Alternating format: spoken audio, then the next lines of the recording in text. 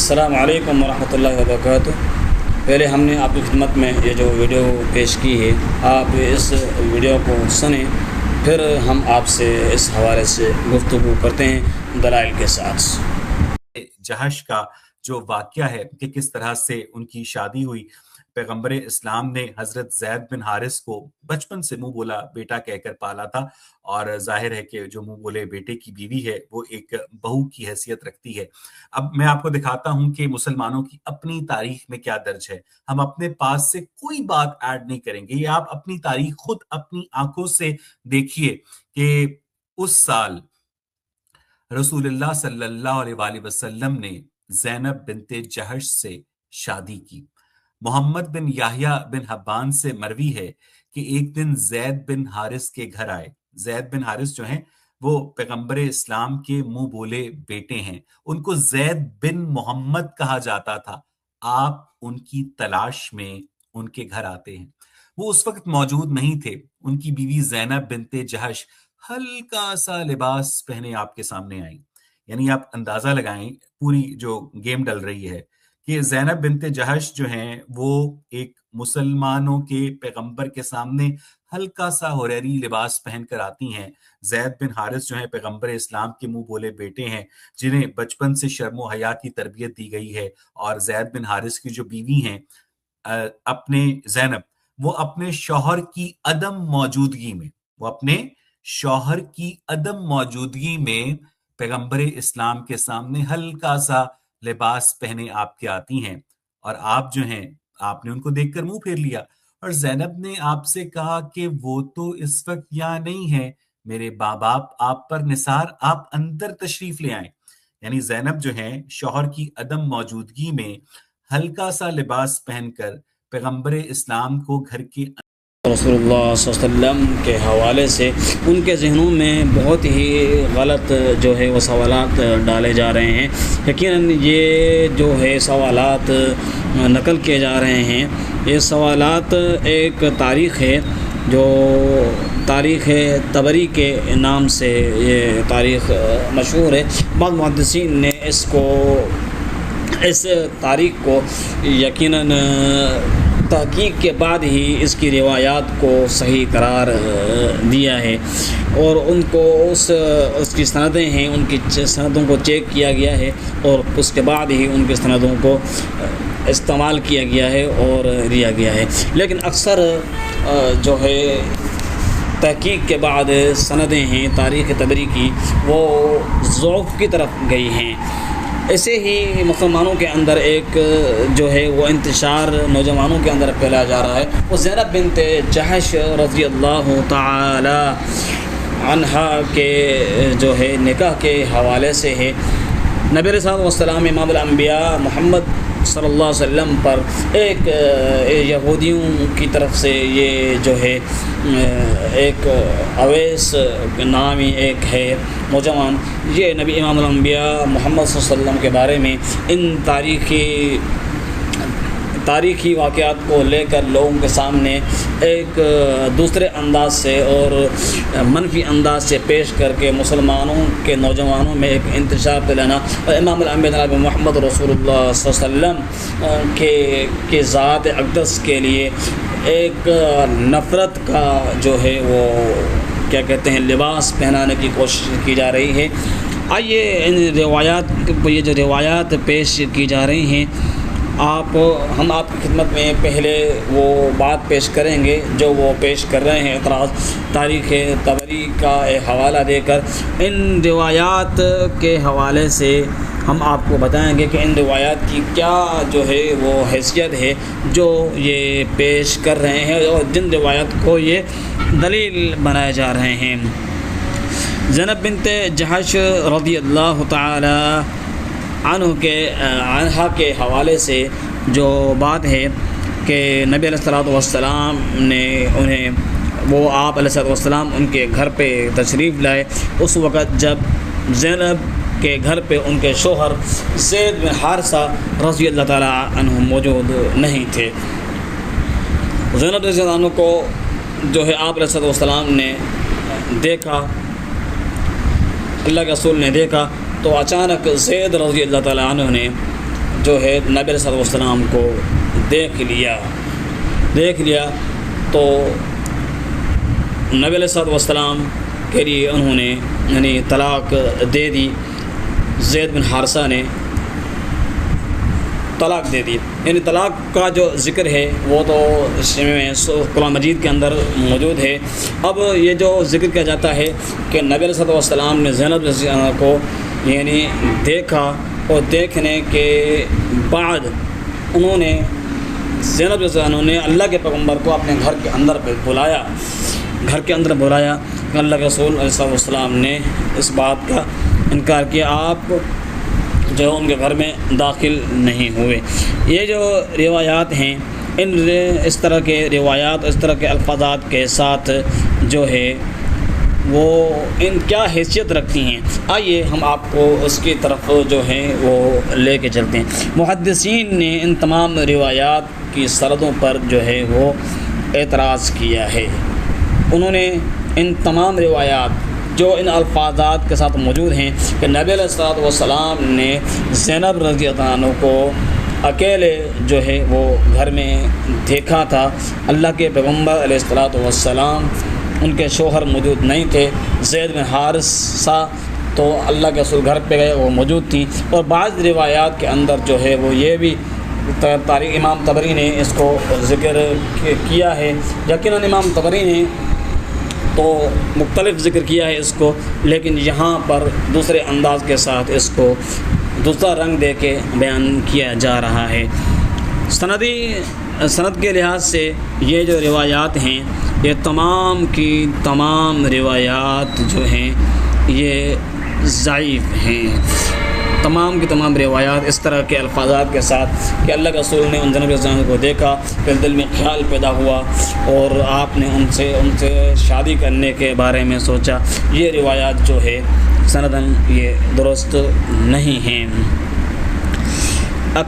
حقیقتاً جو ہے یہ روایت کیوں سندن درست نہیں ہے؟ کیونکہ ان روایات کے بعض طرق ہیں جو ہے وہ ایسے راوی ہیں ان میں جن پر محدثین کی جرح و تعدیل کے حوالے سے کلام کیا گیا ہے۔ مثلا ان کے اندر ایک راوی قتادہ ہے یا دوسرا راوی اس میں عبد الرحمن بن زید بن اسلم وغیرہ ہیں۔ یہ جو روایات ہیں اللہ کے پیغمبر صلی اللہ علیہ وسلم نے ان کو جو ہے وہ اکیلے گھر میں دیکھا، اس ساتھ میں بعض روایات کے تبری کے اندر جاتی ہیں کہ آپ نے ان کو ہلکے سے لباس میں دیکھا۔ امام الانبیاء جناب محمد رسول اللہ صلی اللہ علیہ وسلم کے بارے میں یہ کہا جاتا ہے کہ آپ کے دل میں کچھ خیال پیدا ہوا، جو ہے وہ ایک غلط الزام لگا جاتا ہے اللہ کے پیغمبر۔ یہودی اس کو منفی لے کر، جو یہودیوں کا ایک پلیٹ فارم ہے لیکن وہ اس کو پیش کیا جا رہا ہے اور مسلمانوں کے ذہنوں میں ایک انتشار پھیلا جا رہا ہے۔ اس میں آئیے روایت کے حوالے سے ہم ذکر کرتے ہیں کہ یہ جو راوی ہم نے ذکر کیے ہیں اوپر کہ قتادہ بن دعامہ اور عبد الرحمن بن زید بن اسلم وغیرہ، ان میں براہ راست کسی بھی جو ہے اس میں ان تمام روایات میں جو ہے کوئی بھی صحابی جو ہے روایت کے اندر موجود نہیں، براہ راست انہوں نے کسی صحابی سے متصل سند کے ساتھ جو ہے وہ ذکر نہیں کیا ہے۔ اور علماء نے کہا ہے کہ زینب نبی علیہ السلام کی چچا زاد جو ہے وہ بہن تھیں، چچا زاد تھیں، تو لہذا انہوں نے بچپن میں اللہ کے پیغمبر صلی اللہ علیہ وسلم نے بچپن سے ہی جانتے تھے، لہذا یہ بات کہنا کہ آپ نے دیکھا اور آپ علیہ السلام کے دل میں خیال پیدا ہوا شادی کا، تو یہ درست ثابت نہیں ہے، اس کی کوئی ضرورت نہیں ہے۔ ابن کثیر رحمۃ اللہ علیہ کہتے ہیں تفسیر القرآن العظیم میں ان تمام روایات کے حوالے سے نقل کرنے کے بعد وہ کہتے ہیں کہ ان میں سے کئی آثار جو ہیں وہ غریب ہیں اور ان کی اسناد محل نظر ہیں۔ انہوں نے اصل اعتماد قرآن کی آیت پر رکھا، فلما قضى زید منها وطرا زوجناكها۔ ابن العربی کی رائے اس حوالے سے یہ ہے، ابن العربی احکام القرآن میں اس قصے کی بعض تفسیرات کو رد کرتے ہوئے رد کرتے ہوئے انہوں نے کہا کہ نبی کریم صلی اللہ علیہ وسلم کی طرف ایسی باتیں منسوب کرنا درست نہیں ہے جن کی صحیح سند موجود نہ ہو۔ قاضی عیاض رحمہ اللہ فرماتے ہیں کہ الشفا بتعریف حقوق المصطفیٰ میں ان روایات کے بارے میں تنبیہ کی ہے کہ انبیاء کی شان کے متعلق ایسی غیر ثابت باتوں کو قبول کرنا نہیں چاہیے۔ امام ابن تیمیہ رحمۃ اللہ علیہ اس حوالے سے بیان کرتے ہیں کہ امام ابن تیمیہ نے متعدد جو ہے وہ مقامات پر ان کے اصول بیان کیے ہیں۔ سیرت اور تاریخ کی روایات میں صحیح اور ضعیف دونوں شامل ہیں اور ہر روایات کو سند کی بنیاد پر جو ہے وہ دیکھا جائے گا۔ امام ابن تیمیہ رحمۃ اللہ علیہ کا یہ قول ہے۔ جدید اور تحقیقی جو ہیں وہ محدثین ہیں، محققین ہیں، وہ یہی ان میں سے مثال ناصر الدین البانی رحمۃ اللہ علیہ ہیں اور دیگر ہیں۔ انہوں نے بھی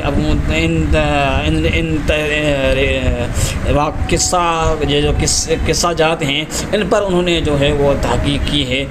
اور انہیں ضعیف یا غیر ثابت قرار دیا ہے۔ اہل علم کے نزدیک یہ تمام چیزیں جو ہیں جتنی بھی پیش کی جاتی ہیں تاریخ طبری سے تمام روایات جو ہیں وہ ضعیف ہیں اور ان کی کوئی سند جو ہے وہ متصل نہیں ہے۔ سند کا اگر ہم جائزہ لیں صحیح معنی میں تو یہ جو واقعہ ہے نبی صلی اللہ علیہ وسلم زینب بنت جحش رضی اللہ عنہ کے گھر پہ آئے اور آپ نے آ کر امام الانبیاء جناب محمد صلی اللہ علیہ وسلم نے زینب رضی اللہ عنہ کو یہ ایسے یعنی ہلکا لباس میں دیکھا اور نبی صلی اللہ علیہ وسلم کے آپ علیہ السلام کے دل کے اندر کچھ خیالات پیدا ہوئے، تو لہذا یہ اس روایت کی سند کے حوالے سے صحیح جائزہ وہ کیا ہے آئیے خدمت میں پیش کرتے ہیں۔ عبد الرحمن بن زید بن اسلم اپنے والد سے، یہ سند محدثین کے نزدیک کمزور ہے۔ عبد الرحمن بن زید بن اسلم اس پہ جرح کی ہے امام احمد بن حنبل رحمۃ اللہ علیہ نے، اور جرح کرتے ہوئے فرماتے ہیں کہ یہ ضعیف ہے۔ یحییٰ بن معین نے فرمایا لیس بشیء، یعنی کوئی اس روایت کا کوئی اعتماد نہیں ہے، اس لیے یہ روایت قابل قبول نہیں ہے۔ امام نسائی رحمۃ اللہ علیہ نے فرمایا ضعیف، یعنی یہ روایت جو ہے وہ ضعیف ہے اور یہ راوی خود بھی جو ہے وہ ثقہ نہیں ہے۔ ابن حبان رضی اللہ رحمہ اللہ فرماتے ہیں کہ بہت سے منکر روایات بیان کرتا تھا، یعنی یہ جو عبد الرحمن بن زید بن اسلم کے حوالے سے امام ابن حبان رحمۃ اللہ علیہ فرماتے ہیں کہ یہ بہت سے منکر روایات کو بیان کرتا تھا، اسی لیے سند پر اعتماد نہیں کیا جاتا۔ قتادہ کے حوالے سے جو روایت بیان کی جاتی ہے اس کے بارے میں امام ابن کثیر رحمۃ اللہ علیہ اس طرح تبصرہ کرتے ہیں، کہتے ہیں کہ یہ جو ہے یہ آثار متعدد سلف سے مروی ہیں، لیکن میں نے ان میں سے اکثر کو نقل کرنا مناسب نہیں سمجھا، کیوں کہ ان میں سے بہت سی روایات اہل کتاب سے ماخوذ معلوم ہوتی ہیں، یعنی وہ ان نے اپنی طرف سے گھڑ لی ہوں گی، ان کے اوپر کوئی بھروسہ نہیں کیا جا سکتا۔ یعنی امام کثیر رحمۃ اللہ ان روایات کا اعتماد نہ کرتے ہوئے ان روایات کو نقل نہیں کیا۔ ابن العربی نے اس پر تنقید کی ہے، کہتے ہیں ابن عربی نے یہ فرمایا ہے کہ یہ تمام قصے بے اصل ہیں۔ انہوں نے کہا کہ نبی علیہ الصلوۃ والسلام زینب کو پہلے سے ہی جانتے تھے، کیونکہ وہ آپ کی پھپھی ذات جو ہیں وہ پھپھی ذات بہن تھیں، لہذا یہ کہنا آپ نے اچانک انہیں دیکھا اور متاثر ہوئے بہت جو ہے وہ بے دلیل بات ہے اور مضبوط دلیل سے اس کا جو ہے وہ ثبوت بھی نہیں ہے۔ قاضی عیاض کے حوالے سے ہے، وہ عبد الرحمن بن زید بن اسلم کے حوالے سے بیان کرتے ہیں قاضی عیاض فرماتے ہیں نبی کریم صلی اللہ علیہ وسلم کی شان میں ایسی باتیں صرف صحیح سند سے ہی قبول کی جا سکتی ہیں جبکہ یہ روایت اس معیار پر پوری نہیں اترتی۔ قرآن کے اندر جو اصل واقعہ جو ہے وہ موجود ہیں جو کہ مسلمان اس کو صحیح معنی میں جانتے ہیں۔ اور آگے ہم آپ کو اس روایت کی طرف لے کے چلتے ہیں جیسے روایت میں جو ہے وہ لباس کے حوالے سے بات آئی ہے کہ لباس کے حوالے سے نبی صلی اللہ علیہ وسلم نے انہیں ہلکے لباس میں جو ہے وہ دیکھا تھا۔ اس کے حوالے سے ہم آپ کی خدمت میں جو ہے وہ چند باتیں پیش کرتے ہیں کہ آپ علیہ الصلوۃ والسلام نے انہیں ہلکے لباس میں دیکھا تھا، لیکن یہ جو ساری روایات ہیں یہ بے اصل اور ان روایات کا کچھ بھی نہیں ہے۔ ہلکے لباس کے حوالے سے جو بات کی جاتی ہے، آئیے محدثین اس حوالے سے کیا کہتے ہیں۔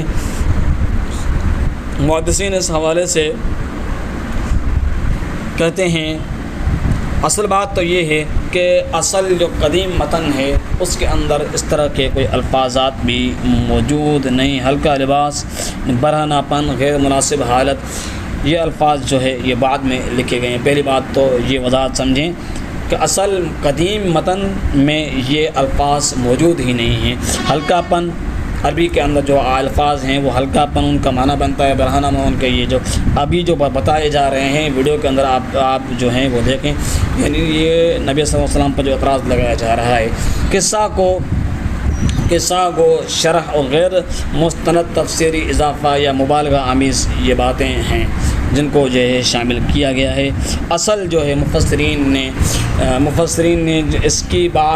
اصل پر جو ہے وہ تنقید کی ہے۔ اس میں سب نے امام ابن کثیر رحمۃ اللہ علیہ ہیں، وہ لکھتے ہیں کہ انہوں نے بہت سی روایات جو ہے یہ جو عبد الرحمن بن زید بن اسلم کے حوالے سے کہیں،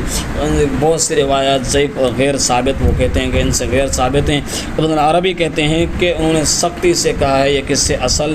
نہیں رکھتے۔ قرطبی رحمۃ اللہ علیہ فرماتے ہیں اس بارے میں روایات مختلف اور غیر ثابت ہیں۔ قرآن کی اصل بنیاد القرآن الکریم، صرف قرآن کریم یہ کہتا ہے کہ طلاق دی، عدت پوری ہوئی، اللہ نے نکاح کروا دیا۔ نبی صلی اللہ علیہ وسلم سے اللہ تبارک تعالیٰ کے حکم سے آپ نے نکاح کیا، لہذا یہ جو باتیں ہیں اللہ کے پیغمبر علیہ الصلوۃ والسلام پر جو تاریخ طبری کا ایک پیج پیش کر کے، اور وہ بھی پیج اردو میں لکھا گیا ہے،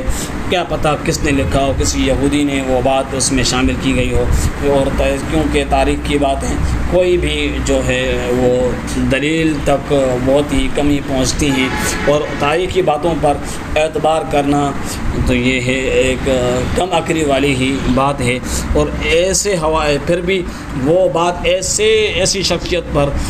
جس شخصیت کو امام الانبیاء جناب محمد رسول اللہ صلی اللہ علیہ وسلم یعنی امام الانبیاء کا لقب دیا گیا ہو، اس شخص کو رحمت للعالمین کہا گیا ہو، ایسی شخصیت کے لیے اس طرح کے الفاظات اور تاریخ سے پیش کرنا، اور پھر ان روایات کو شدت کے ساتھ، جن روایات کو محدثین اس وقت کے محدثین نے غیر اصل اور غیر سندن قرار دیا ہو اور بے اصل قرار دیا ہو، تو لہذا یہ استوائے کم عقلی کے